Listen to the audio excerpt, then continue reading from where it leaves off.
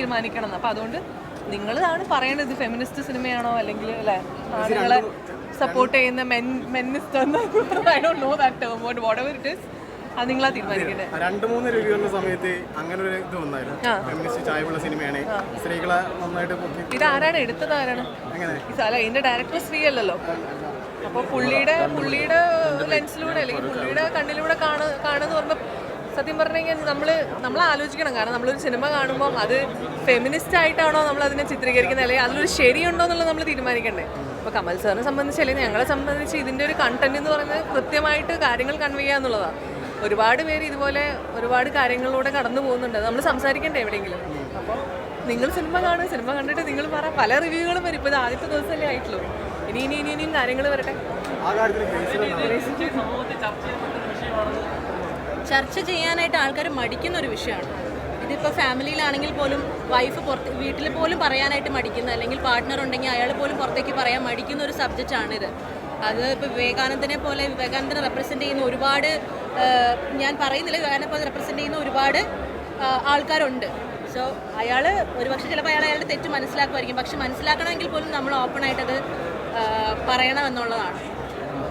പറയാൻ സ്ത്രീകൾക്ക് ധൈര്യം ഉണ്ടാവട്ടെ, കണ്ടിട്ടെങ്കിലും അതിന് ധൈര്യം ഉണ്ടാവട്ടെ എന്നുള്ളതാണ്. പണ്ടും ഇങ്ങനെയുള്ള പ്രശ്നങ്ങളുണ്ട് സമൂഹത്തിലുണ്ട്. അന്ന് ഈ പറഞ്ഞ പോലെ പ്രതികരിക്കാതിരുന്ന സ്ത്രീകളെ അവരുടെ അവസ്ഥയെ പറ്റി പറയുന്നുണ്ട്. ഇതിൽ സംസാരിക്കുന്നുണ്ട്, അതിനെപ്പറ്റി സംസാരിക്കുന്നുണ്ട്. പക്ഷെ പണ്ട് അങ്ങനെ നടന്നെന്ന് പറഞ്ഞ് ഇപ്പം നമുക്ക് അതുപോലെ തന്നെ ഇരിക്കാനായിട്ട് പറ്റില്ലല്ലോ. ഇപ്പം സ്വാസിക പ്ലേ ചെയ്യുന്ന ക്യാരക്ടറുകളിൽ ചെറിയ അതിൻ്റെ ഒരു ചായ്വുണ്ട്. പക്ഷെ എവിടേക്കോ നമ്മൾ ഒരാൾക്കൊരു ഊർജ്ജം കൊടുത്താലാണെന്ന് പുറത്തേക്ക് വരാനുള്ള ഒരു ധൈര്യം കിട്ടുള്ളൂ. അതിപ്പോൾ നമ്മുടെ ഫാമിലിയിൽ അങ്ങനത്തെ ഒരു സിറ്റുവേഷൻ ഉണ്ടെങ്കിൽ അത് സംസാരിക്കുക, അതിനുവേണ്ടിയുള്ള ഹെൽപ്പ് നമ്മൾ തന്നെ ചെയ്ത് കൊടുക്കുക എന്നുള്ളതാണ്. ഈ സെയിം സിറ്റുവേഷൻ തന്നെ സ്ത്രീകൾക്കും അത് തന്നെ പുരുഷന്മാർക്കും ഇത് ഫേസ് ചെയ്യേണ്ട, അതാണ് പറയുന്നത്. പക്ഷെ എന്നാലും നമ്മുടെ ഒരു അഭിമാനം എന്നൊരു പോയിന്റ് ഉണ്ടല്ലോ, അത് സമ്മതിക്കാത്തതുകൊണ്ടായിരിക്കാം അതെ ഉദ്ദേശം എന്താണെന്ന് മനസ്സിലായി. ഇത് ഫെമിനിസം ആരാണെങ്കിലും അങ്ങനെ ഫേസ് ചെയ്യാൻ പാടില്ല. ഫെമിനിസവും ബേസിക് ഹ്യൂമൻ റൈറ്റ്സും തമ്മിൽ രണ്ട് ഡിഫറെൻറ്റ് കാര്യങ്ങളാണെന്നുള്ളത് ആദ്യം മനസ്സിലാക്കണം. ഇതിൽ ഏറ്റവും കൂടുതൽ ഹ്യൂമൻ റൈറ്റ്സോ അല്ലെങ്കിൽ നമുക്ക് അവകാശപ്പെട്ട കാര്യങ്ങൾ എന്നുള്ള കാര്യങ്ങൾ, ആ ഒരു ഡിഫറൻസ് ഉണ്ടല്ലോ, അത് മീഡിയ ആദ്യം മനസ്സിലാക്കണം. എന്ത് നമ്മൾ പറഞ്ഞാലും അത് ഫെമിനിസത്തിലേക്കോ അല്ലെങ്കിൽ പറയുന്ന ആളെ ഫെമിനിസ്റ്റോ ആക്കി കളയരുത്. പ്രേക്ഷകർ പറഞ്ഞു കഴിഞ്ഞാൽ ഇപ്പം നിങ്ങളാണല്ലോ എന്നോട് ചോദിക്കുന്നത്. പ്രേക്ഷകർ പറഞ്ഞ് ഞാൻ കണ്ടിട്ടില്ല. അതെ, അപ്പോൾ മീഡിയ സംസാരിക്കുമ്പോൾ അങ്ങനെ ചോദിക്കരുതല്ലോ. നിങ്ങൾക്കും നിങ്ങളുടേതായിട്ടുള്ള ഒരു പോയിന്റ് ഓക്കെ, അത് ഞാൻ ക്ലാരിഫൈ ചെയ്യണം. ഇപ്പോൾ നിങ്ങളൊരു കാര്യം ചോദിക്കുമ്പോൾ നിങ്ങൾ ചിന്തിക്കാതെ ഫിൽട്ടർ ചെയ്ത് സംസാരിക്കരുതല്ലോ. അത് പേഴ്സണലി ഒരു കാര്യം വരുമ്പോൾ നമ്മൾ ആലോചിക്കില്ലേ ഇത് ശരിയാണോ തെറ്റാണോ. അപ്പോൾ അത് നിങ്ങളുടെ ഭാഗത്തുനിന്നും ആ മാറ്റങ്ങൾ വരണം. എല്ലാവരും മാറി ചിന്തിക്കണം.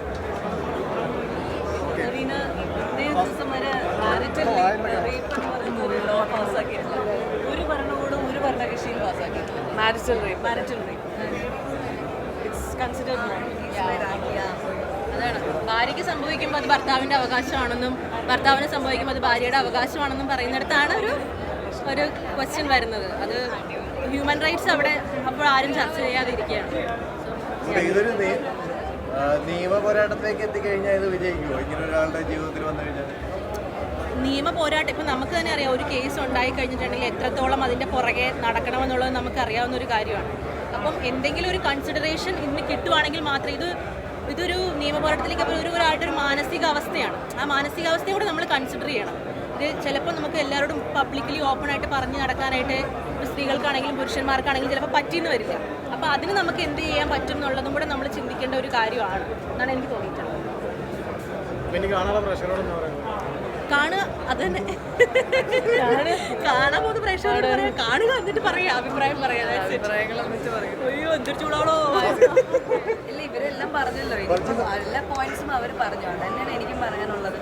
പ്രത്യേകിച്ച് അതെ, ഇതിൽ കണ്ടാൽ മാത്രമാണ് ഈ നിങ്ങളുടെ ചോദ്യങ്ങൾക്കൊക്കെ പല ആൾക്കാർ പല ഉത്തരങ്ങളും പറയും. അപ്പോൾ അതൊരു ചർച്ചയാവട്ടെ, അത് നല്ല രീതിയിൽ പോസിറ്റീവായിട്ടുള്ളൊരു ഡിസ്കഷൻ നമ്മുടെ സിനിമ കൊണ്ട് ഉണ്ടാവട്ടെ എന്നുള്ളതാണ് ഞങ്ങൾക്ക് ആഗ്രഹം.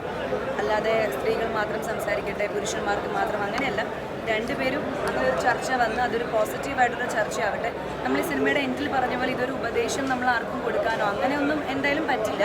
അതുപോലെ ഇതിനൊരു നിയമപരമായിട്ടൊരു തീരുമാനം ഉണ്ടാക്കാനോ അങ്ങനെയൊന്നും എന്തായാലും പറ്റുമോ എന്ന് എനിക്കറിയില്ല. പക്ഷേ കുറച്ച് പേർക്കെങ്കിലും കാണുമ്പോൾ എന്തെങ്കിലും കാര്യങ്ങൾ അവർക്ക് എന്താ സംസാരിക്കാനോ അല്ലെങ്കിൽ പ്രതികരിക്കാനോ അല്ലെങ്കിൽ അതിനൊരു സൊല്യൂഷനൊക്കെ പറയാൻ പറ്റുവാണെങ്കിൽ അത് നല്ലത്.